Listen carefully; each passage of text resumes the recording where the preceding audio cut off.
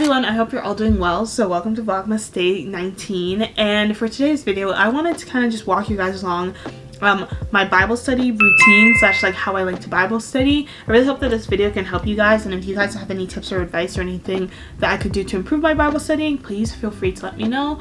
But let's just get started. I've mentioned this before, but typically when it comes to Bible studying, I like to split my Bible studies into 2 sessions. So I like to have one in the morning, like in the very beginning when I wake up. I like to do a prayer, or I try my best to pray first thing when I wake up in the morning. And I also like to do my YouVersion daily Bible verse. I feel like that's really nice, especially when you're on the go, when you don't really have a lot of time to sit down and have a full concentrated Bible study, but you still want to spend time with Jesus. I feel like it's a really great way to get your day started. I usually find myself doing them very early in the morning, either before I go to school or when I'm on my way to school. And a few of the things that I like to use is, first thing I like to do is I like to have a prayer journal. As I've said before, it's so cool when you write something down, when you pray for something, when you pray over someone, when you pray for a circumstance, you write it down, and then when that prayer is answered, you come back. It's almost like you can connect the dots and see how through your season of waiting, God didn't leave you. Even when it felt like he wasn't there, even when it felt like he wasn't by your side, he was still there, loving you, caring for you, and he was always there by your side, and he never left you. I'm trying my best to fill the entire book. I haven't even made it that far in,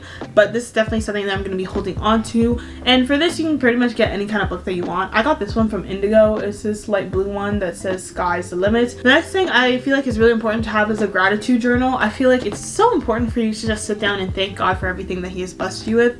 It can be very difficult to kind of see the beauty and the blessings in life, especially when you're going through a difficult circumstance. So I feel like this has really helped me a lot, and it's really allowed me to kind of just sit down and be grateful, because sometimes I can find myself complaining about a lot of things. The last thing that I like to have is just a book that I write all of my Bible study notes in. I like having this smaller one because I feel like it's just easy to throw in my backpack whenever I go to church or whenever I go to like a Bible study or anything of that sort. I've been trying my best to fill this up with notes and just chapters that I'm studying in the Bible. Currently I'm on Proverbs. I'm studying Proverbs chapter 29. Pretty much almost done Proverbs. Honestly, one of my favorite books in the Bible. I've said this before, but now that I've showed you guys all the materials that I use, I am going to now actually get into my Bible study. So let's get started. Okay, so when it comes to Bible studying, I try my best to find a place that is quiet enough for me to just be able to concentrate on what I'm doing. I understand that not everyone has the ability to do that, but if you don't, I would recommend even trying to get like noise canceling headphones to cancel out the noise that is around in your space. I usually like to begin with a prayer, and I just pray to God and just thank him for everything that that day has had to offer. And then I also like to pray for concentration, because it can definitely be a little difficult to concentrate and focus on praying, especially when you have so many thoughts going through your head. That I've recently been trying is I feel like this works really well, like at the end of the day when you Bible study, is I'll just play a instrumental like Christian song, or just any kind of Christian song. I personally prefer the instrumental ones, and I'll just lay my head down and I'll just enjoy being in the presence of God. And it is so therapeutic, especially after a long day when so many thoughts and so many things are running through your mind, and it can be so easy to feel stressed. And I feel like in those moments when I just give everything to God and I just sit there and I'm in his presence, it is one of the most relaxing things ever. And it just really allowed me to realize how I don't really give myself a break, and it just allowed me to realize how these moments that you spend in the quiet with God are just so important and just so precious. I just finished my Bible study session and it went really well. So now I want to kind of just go through my notes really quickly and share some of my favorite verses from Proverbs, because there were some that really stuck out to me and I really want to share them with you guys. So this is from Proverbs chapter 12 verse 1, and it's, "Whoever loves discipline loves knowledge, but he who hates reproof is stupid." I really like this one, and I feel like discipline, like I've always talked about, or I've talked about this on my channel before, self-discipline is definitely something that I've struggled with, and it's definitely a skill that I'm trying to build and I'm trying to become better at developing. And I feel like hearing it being spoken about in the Bible is really nice, because it just gives you that extra encouragement to continue to strive to develop self-discipline, and it's also something that you can pray about. So I found that verse very cool and very insightful in my opinion. So I have 2 verses from Proverbs chapter 20. So I have Proverbs chapter 20 verse 4, and it's, "The sluggard does not plow in autumn, he will seek at harvest and have nothing. This once again reminded me, you reap what you sow. You can't expect to reap the benefits of hard work if you're not willing to put in the hard work. Once again, this one really spoke to me.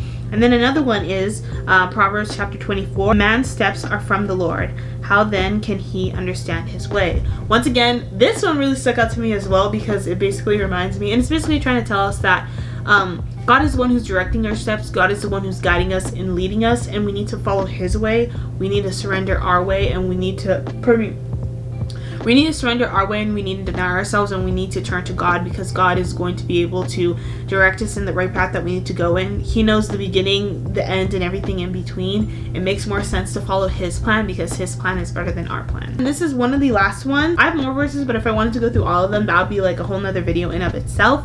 But this one is from Proverbs chapter 22 verse 4, and it's the reward of humility and fear of the Lord is riches and honor in life. Yeah. Really quickly, I kind of wanted to go through my Spotify and share some of my favorite worship songs with you, because I feel like you can never have too many good worship songs to listen to, if that makes sense. I remember before, when I was like beginning my walk with Christ, I felt like there was no good Christian music out there and it was all bad, but I feel like it was just because I was looking in all the wrong places. There is really good Christian music out there, and if anyone tells you that there isn't good Christian music out there, what the heck are they listening to? Because clearly they're not listening to what you and me are listening to, if that makes sense. Come now and hear the sound. Tears are streaming down in Bethlehem,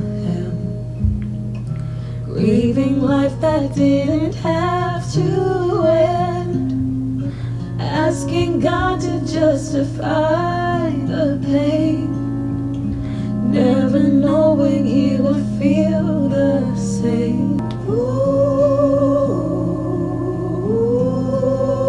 are you past the point of weary? Is your burden weighing heavy? Is it all too much to carry? Let me tell you about my Jesus. He makes a way where there ain't no way, rises up from an empty grave.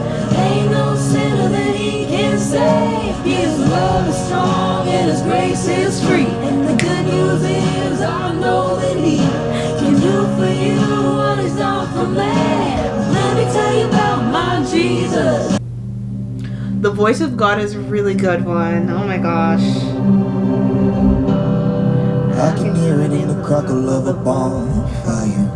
When I'm alone in my room, if I'm going under, oh, I just can't explain, no, but it brings me back to life. It's like the sound of a newborn baby crying, yeah, like the... Ooh, this is a good one. Wanna be there when the voices in your head are loud enough to make you lose your mind. Wanna hold you close but never hold you back, just like the banks to a river. And if you ever feel like you are not enough, I'm gonna break all your mirrors. Wanna be there when the darkness closes in, to make the truth a little clearer. Wanna hold you close but never hold you back, and see the banks for your river.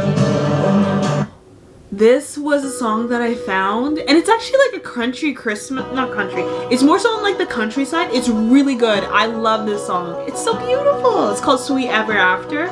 Chef's Kiss. The spirit of David and cracks the walls and schemes, and we're all running. Got a lot of bad days still coming our way, but it's sweet ever after.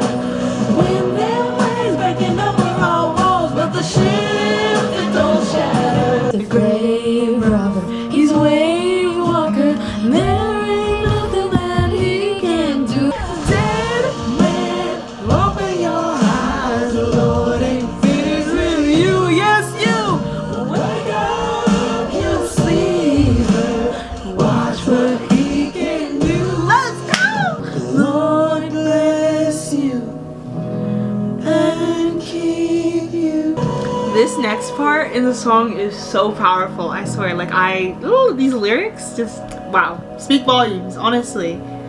May his favor be upon you and 1,000 generations, and your family and and your children, and their children, and their children. When I die, put my ashes in the trash bag. I don't care where they go. Don't waste your money on my gravestone. It's easy to blame God, but harder to fix things. We look in the sky like, why aren't you listening? Watching the news in our living rooms on the big screens and talking about if God's really real, who is he? You see, the same God that we're saying might not even exist becomes real to us, but only when we're dying in bed. When you're healthy, it's like we don't really care for him. Leave me alone, God, I'll call you when I need you again. Which is funny, everyone will sleep and abuse and blame God for our problems like he's sleeping on you. We turn our backs on him, what do you expect him to do? I believe in the wonder-working God. This next part is very powerful. Like, oh my gosh. Probably like my favorite line in the song. I've seen cancer disappear. I've seen metal plates dissolve. Don't you tell me he can't do it. Don't you tell me he can't do it. 'Cause I've seen real life resurrection. I've seen mental health restored. 'Cause I've seen families reunited. I've seen prodigals return. I've seen troubled souls. Let's go. I've seen addicts finally. Amen. I believe with the wonder-working God. So, I really hope you guys enjoyed this video, and I will have links to pretty much everything down below, from all the apps that I use to the songs that I played in this entire video. I really hope that this video helped you guys. I really hope you guys enjoyed it. I really hope that it was insightful in some way. Thank you so much for watching, and I will see you again tomorrow.